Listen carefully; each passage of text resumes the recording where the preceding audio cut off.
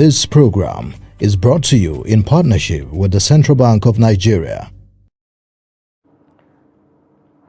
Hello and you're welcome to Business Highlights on Trust TV. On the show, we take a look at some of the biggest economic and business developments for the week and how they impact the average Nigerian. My name is Chamun Dabeng and I'll be your host. Now, the 2023 World Economic Forum held from the 16th to the 20th of January, and we'll be getting into that right after the break. Now, as part of efforts to support Africa's goal of strengthening... Now, looking at the activity chart, as you can see right here, a total volume of 130... Created a Boko Haram crisis that at that time was restricted to Yobe. How secure are they? You can see security men with blood. This is the road leading up to the... Or really, if you look at English squad, you are looking at EPL, you are looking at their names. You are not looking at...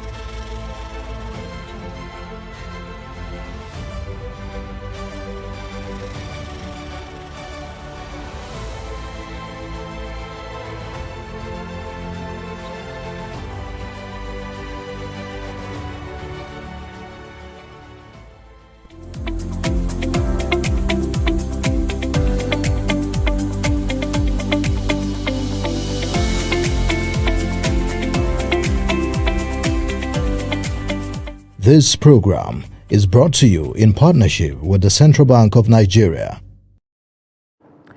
Now, once again, world leaders in government, business and CSOs have convened for the World Economic Forum held in Switzerland. Now, the forum, which ended on Friday, consisted of discussions addressing the state of the world and focus on priorities ahead. Now, the theme for 2023 was cooperation in a fragmented world.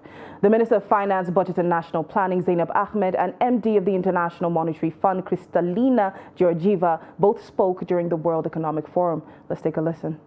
It's indeed very difficult times. The world has been going through a number of crises, whether it's COVID or climate, several things that we have to cope with on a daily basis. It means we have to do more. We have to find how to do more with less, because the fiscal space is indeed very, very constrained. A lot of our resources is going towards debt service. So for every naira we spend, we try to see how do we get the most benefit from it. And that's one of the reasons why we had to take the decision to say, how does it affect women? Because not only because they're half of the population, but because they are further behind than the rest of the population, and also because they tend to, when you give a small business, a woman small business money, they tend to manage it better, and therefore more results, more outcomes. And we need to do this on a consistent basis, and we need to do this according to our plan. So we did a medium-term national development plan that across all of the sectors in the plan, we had the gender lens. And we costed the plan to require $775 billion US. 15% of that plan is contribution is from the government. So we need to now also find how we can support private businesses, both large, small, as medium, as well as small enterprises, to contribute more to the economy. We saw over 1.3 billion people lifted out of poverty to a great degree because of this integrated world economy. So if you don't like inflation, and I have this feeling that nobody likes it much, why would you want to see a world in which costs of production jump and prices go up and stay there systematically? So that we also look at something that matters to us a lot, cross-border payments and how the financial system operates. When you fragment the economy, you inevitably risk fragmenting what keeps us financially sound. All right, that was the MD of IMF as well as the Minister of Finance, Budget and National Planning speaking at the World Economic Forum. Now, let me introduce my guests in the studio who will be joining me to highlight some of the key discussions that took place during the World Economic Forum. Now, I have political and economic analysts in the studio with me. Joseph Ago, you're welcome to the show. Thank you for having me. And we also have here with us policy analyst Faiz Mohammed Ali. You're welcome to the show. Thank you for having me, John. All right, that's great. All right, so what do you think about, everything that both of these women had actually talked about? There were a few points that, came up. You talked about poverty alleviation, talked about private businesses, you even talked about some of the, gender issues that we have, or the gender disparities that we're facing, and how much it's going to cost to actually fix that issue. Now, listening to these women, what do you think? 2023 has really been known among the attendees of the WEF Forum as the year of the polycrisis, a year where the differing issues that humanity is facing have become so interwoven and reciprocally damaging that they become ultimately harder to solve. But I think the key takeaway from this year is that the focus has largely been on the cost of living crisis that has enveloped the world, especially the developing world. Going into the WEF this year, most of the world's economists are expecting a recession to hit us sometime later in 2023. However, the key takeaway for me is that there seems to be an inconclusive solutions really from the world's policymakers now that the forum is over. What we have is a situation where the world's governments are in a bit of a bind, being they have to make the choice between supporting their citizens with tax breaks and subsidizing their various economies so as to ease the cost of living crisis versus raising interest rates so that they can combat inflation. However, combating inflation in that form is inevitably going to lead to the recession that everyone is trying to avoid. I think we're in a situation where there are differing ways, differing ideas on how to handle the crisis. We have seen the head of the World Bank, Ngozi Iweala, giving the advice to WTO, the World Trade Organization, Ngozi Iweala, giving the advice to especially developed economies not to engage in friendshoring. That is a practice whereby they are ensuring that supply lines lead only to friendly allies and other developed economies. What that does is that leaves developing countries in a bind, because while richer countries might be able to subsidize various sectors of their economies, it leaves developing nations in a situation whereby they are simply fighting higher costs on a worldwide scale. All right, Joseph, what do you make of it? So the central theme of the World Economic Forum was threats on globalization. You know, when you look at the ongoing Ukraine-Russia war, you look at China making advances across the South China Sea, Pacific nations. You see China trying to more or less reestablish the Silk Road, making inroads into Africa and trying to, last year we saw US-Africa Summit, we saw India-Africa Summit, we saw China. In past years we have seen China-Africa Summit. So there is that threat on globalization. Then you also have the issue of cost of living. You know, there's inflation, rising energy cost, chiefly because of the Ukraine-Russia war. You see gas situation in Europe.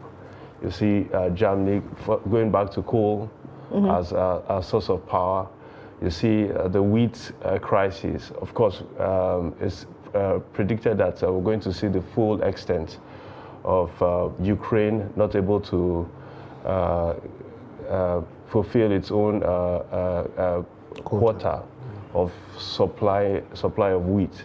That's to the world. So there is that threat on globalization. There was also discussion on climate change. You know, and there are climate skeptics. There are people that are somewhere in the middle. There are people that are climate alarmist. So, and there was also discussion on crypto technology, chiefly cryptocurrency. So, but the chief discussion was really the threats on globalization.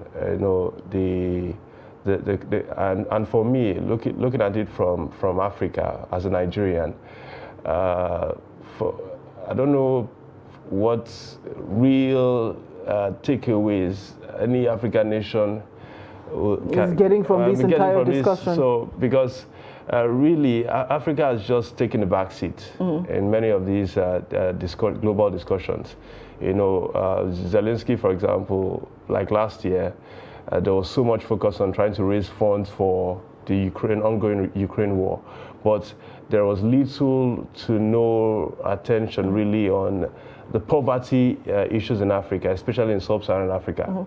You know, thank God the Minister for Finance highlighted the fact that empowering women was key to really tackling poverty, because the truth is, if you empower, like they say, if you empower a woman, you're empowering the nation, the family, because families more or less depend on income to a large extent from the woman. So it's very, very important that whenever we have these meetings, global meetings, Africa needs to be very much involved.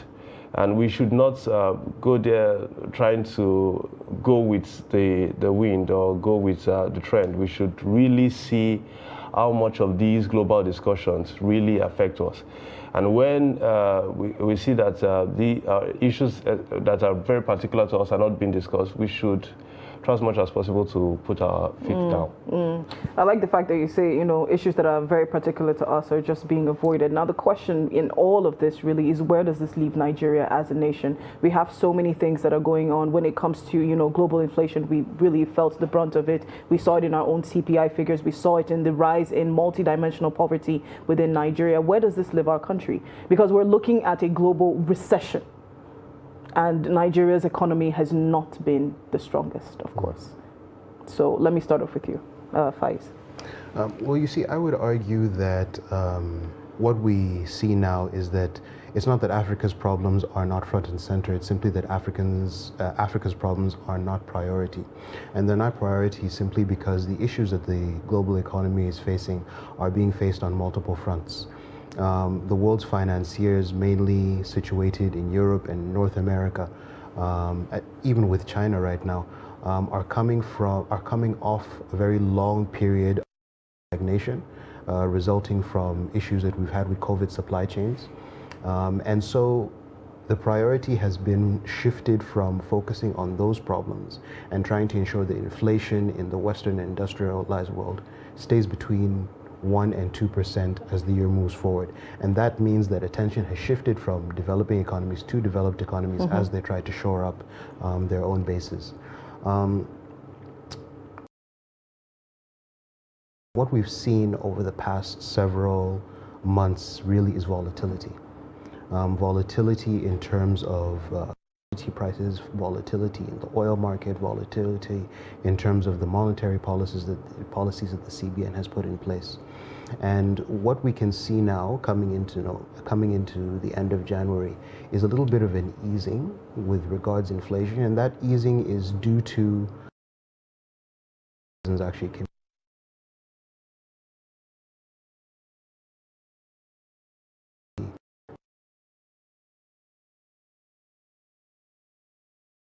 the oil price shows is that we're going to see a moderation in prices in the short term, not necessarily leading to a decrease in inflation, but a decrease in the rate at which commodity prices rise. All right, I like that you actually brought this up because you're giving me a segue into our next discussion, which is Nigeria's latest CPI figures. And when we get back, I'm going to be facing you, Joseph. So we're going to take a short break, and when we get back, like I said, we'll be taking a look at inflation in Nigeria. Don't go anywhere.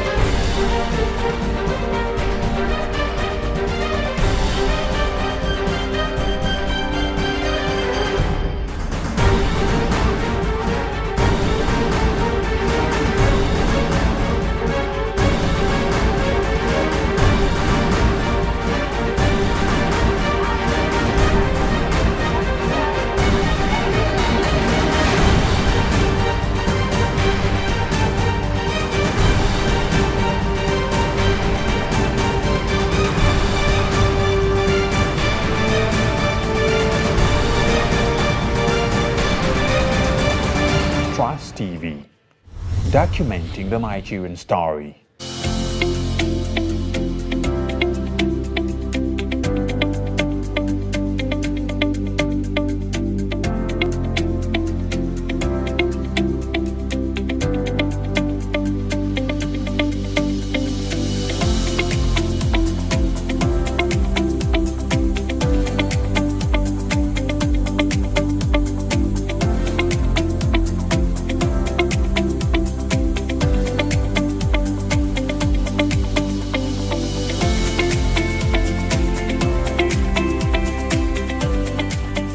This program is brought to you in partnership with the Central Bank of Nigeria.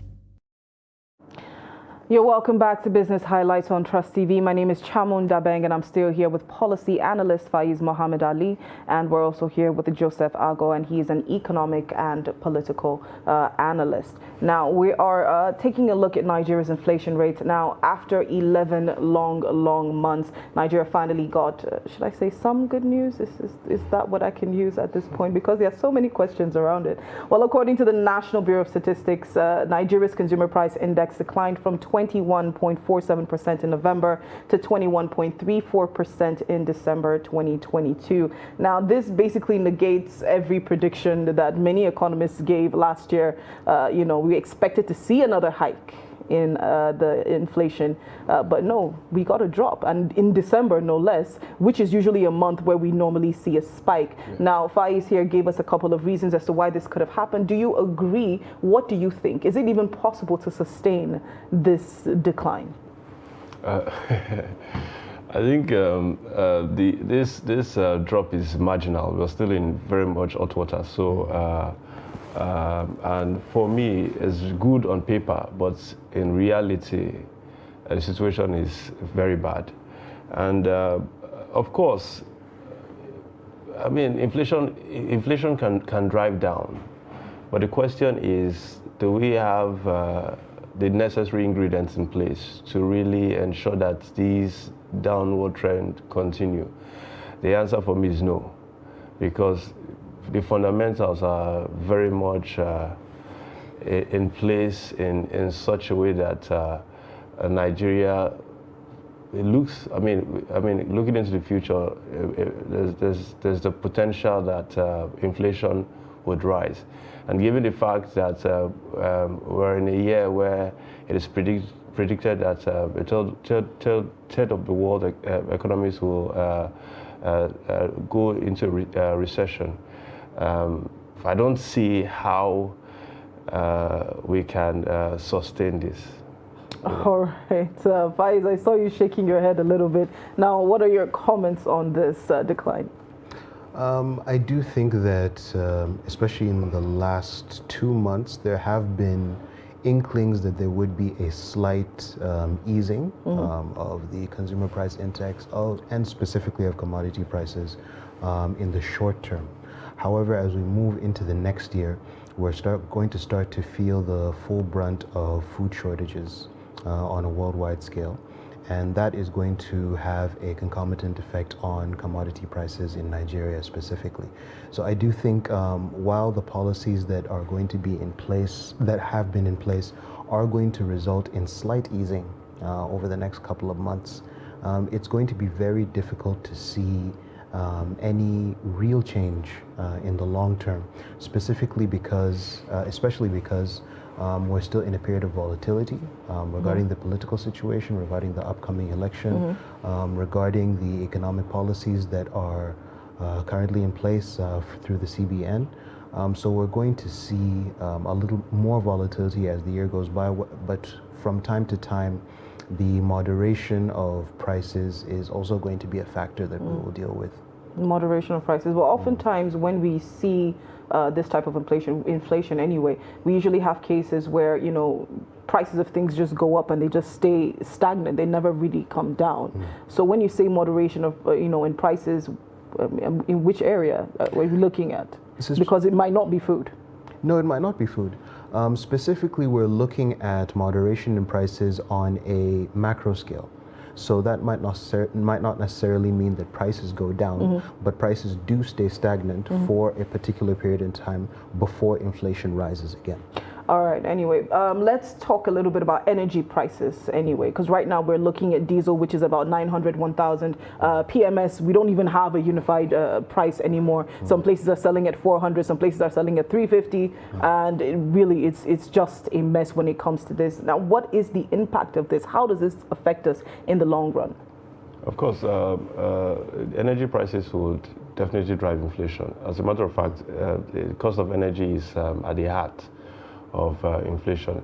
It affects transportation, affects production and manufacturing, also affects the logistics, that's movement of goods and services. So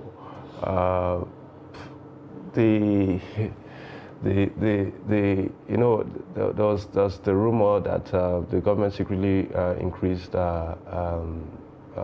pump price to 185 naira, even though some people in government quarters are saying that that was untrue, a inaccurate, lie or an inaccurate information.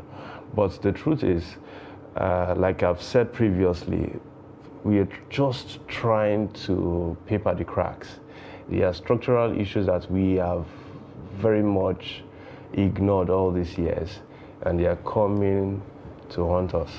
And I don't know if the current government or administration has a lot of time. I mean, obviously they don't have not a lot of time to really address those structural issues. But especially for the people campaigning, they should already have a think tank looking at these structural issues, and from day one, we should have ways or methods at addressing these structural issues. For me, energy prices will still go up. We're in winter. It's very difficult for ships to transport in record time in winter, and that's all going to affect us because we don't have installed capacity to produce PMS or diesel, kerosene. Gas is not fully utilized, so we still import gas. As much as we produce gas as a nation, we still import. So there's that energy dependence, and with these Russia-Ukraine crisis, with winter in place, with China trying to come online, because China, once they come online, they're going to require a lot of energy, and so they would compete with Nigeria in that energy market, and that would drive price, and these would affect the factors of production in Nigeria, and of course drive prices. All right, Faiz, I want to come to you now. Monetary Policy Committee was going to be meeting very soon, next week on the 23rd and 24th. What do you expect? What is the outcome, or what do you think is going to be the outcome at the end of the day? Are we going to look at another policy tightening from the CBN? I think that's inevitable, actually. Considering the volatility of the Naira over the past couple of months, you see the policies they've had in place ever since April of last year have been in place in order to ease not just the volatility of the Naira, but also the shortage of Forex. However, we've now come to realize that none of these policies have actually had the intended outcome. And so part of the reason that this is the case is that because there's always been a level of uncertainty with regards to which direction the CBN is going to be going, and I think that's going to continue over the next couple of months, at least until we have a new administration and we can have an idea of what policy direction is going to be entertained. So I do expect a further tightening of monetary policy and fiscal measures over the next couple of months, yes. All right, Joseph, what do you think? Do you think it would be a mistake for the CBN to take that route by tightening by having another policy tightening? What do you think? If you can keep it within 30 seconds. I think it will be a mistake. I think they should just maintain a status quo. And I think what the CBN should really focus on is on regulation. Because look at our banks. Banks are just they're more or less left to do as they like. So we should, the CBN should really focus on regulation, whether regulation of banking sector, regulation of insurance environment. The CBN should focus really on regulation. Fiscal or monetary tightening, I mean, all over the world, in America, in the UK, they are just trying to keep things as it is. They're not trying to cause any convulsion in the general economy. So regulation is very, very important. I think that's the way forward for the CBN. All right, thank you very much. Well, at the end of the day, it's one thing to have a discussion, but what's more important is the way you carry out the methodology. How willing are you to actually stick through the process and make sure that these things actually, go the way you planned? All right, we have come to the end of our show for today, and I would like to thank my guests in the studio. Thank you so much, Joseph and Faiz, for being a part of the show. And to our viewers out there, thank you so much for watching. Please do not forget to follow us on our social media platforms. You can find us on Facebook, Instagram, and Twitter at Trust TV News. Well, like I said, we've come to the end of the show. My name is Chamun Dabeng. Come back again. Let's talk numbers.